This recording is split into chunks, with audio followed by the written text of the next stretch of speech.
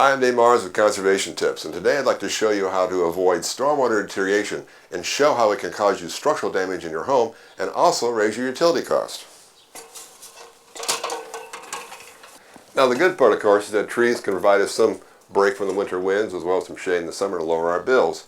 But as they drop leaves and seed pods throughout the season, they end up in your downspout and in your gutter, blocking up the water, which is going to back up and overflow.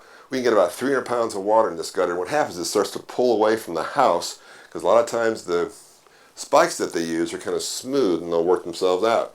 You can take care of that. If you've got droopy gutters, you can take care of that with what's called a gutter screw. And that'll help hold the gutter nice and tight. But if you got overflow, you got debris in your downspout, and now it's time to clean that out.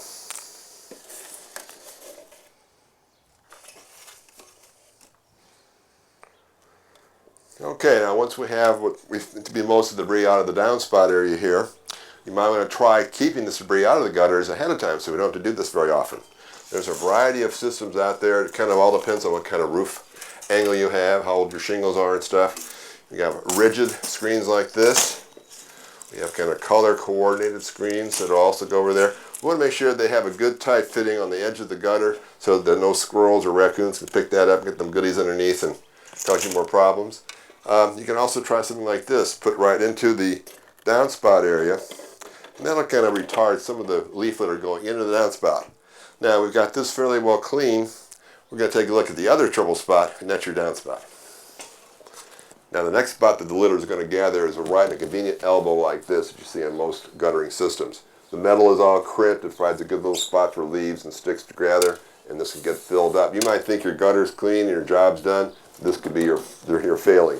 You might sometimes you can take a hose, just spray it down in here and clear that out. But if you find that it keeps backing up on you, you may have debris in there that's solid as a rock. You may have to go ahead and remove this downspout to get it done.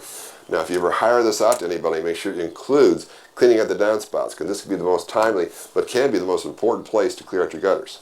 Now, moving downstream, another place, of course, to check is this elbow right here. It can also get glommed up with litter. And you can see here we're dumping it really close to the foundation wall. Well, we have extenders that we can use to get it further away. You can use something as simple as a splash guard like this, or you may add an extender like this to the bottom of the downspout. Of course, these a lot of times get smashed with lawn mowing, what have you, and get thrown away, so be careful about the placement of this. Or you can add a longer one like this to really take it farther away from the foundation wall. And if it's in the way, of course, then you can bury it, put a trench in, and take it on down away from the house. Now, if your neighbor happens to be dumping a lot of stormwater in your property, well, it's probably a good time to go ahead and get a landscaping idea plan together so that you both can remove that stormwater between the two properties and off to the side. Now, what effect would excessive moisture have on your foundation wall? Well, let's go inside and take a look.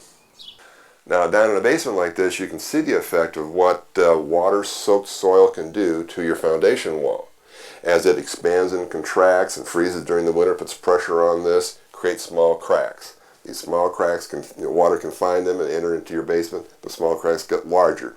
Then you have to do a timely repair with some epoxy filler. It's okay, but we don't want to have these cracks in the first place.